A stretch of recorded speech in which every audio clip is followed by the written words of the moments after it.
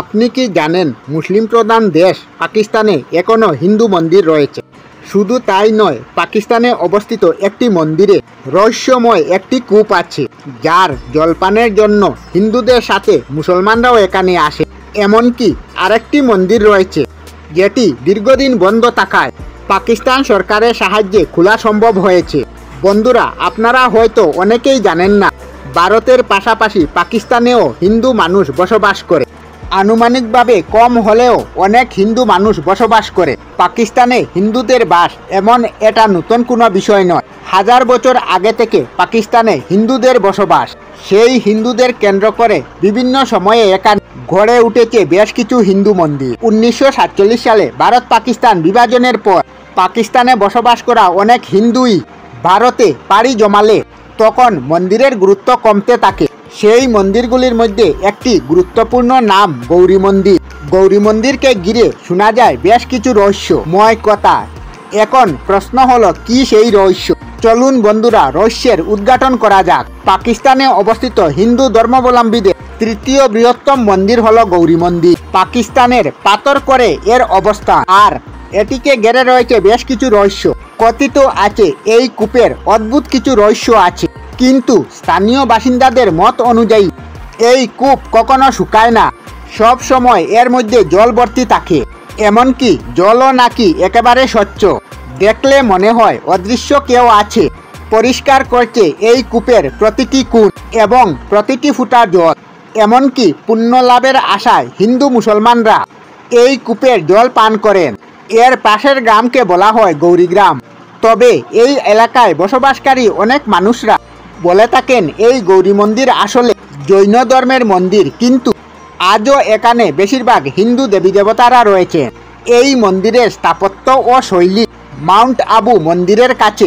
জানা যায় এই মন্দির এক হিন্দু ব্যবসায়ী জৈন ধর্মের তীর্থঙ্কর পার্শ্ব নদীর তীরে এই মন্দির তৈরি করেছিলেন। তীর্থঙ্কর হলেন একজন জ্ঞানী ঈশ্বর, যিনি মানুষকে বৈদিক শিক্ষা দেন। পার্শ্বনাথ 33তম তীর্থঙ্কর এবং জৈন ধর্মের প্রকৃত প্রতিষ্ঠাতা। তিনি ছিলেন বেনারসের রাজপুত্র। পরবর্তীতে তিনি তপস্বী হয়ে যান এবং ঝাড়খণ্ডের পরেশনাথ পাহাড়ে মারা যান।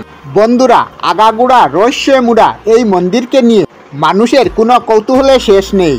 শোনা যায় এক মার্কিন নারীকে অপমানিত করেছিলেন রাজা সেই নারী নাকি এই কূপে ঝাঁপ দিয়ে আত্মহত্যা করেছিলেন।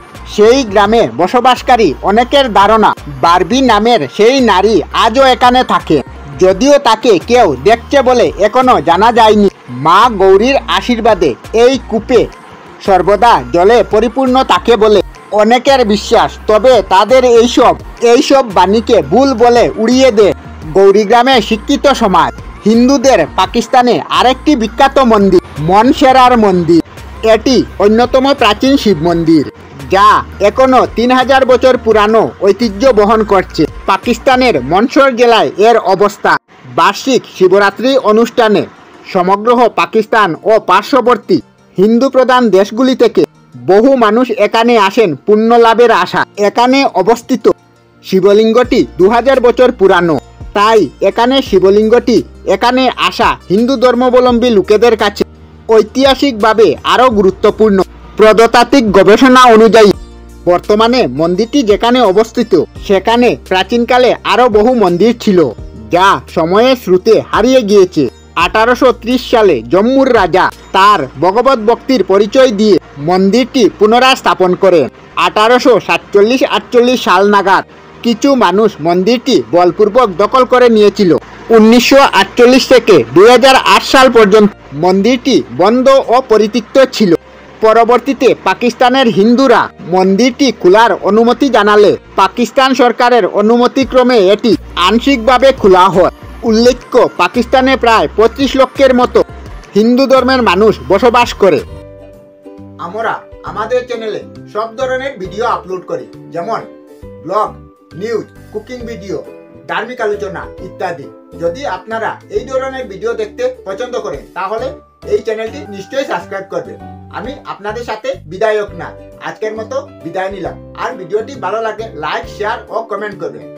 ভিডিওটি সম্পূর্ণ দেখার জন্য অশেষ ধন্যবাদ।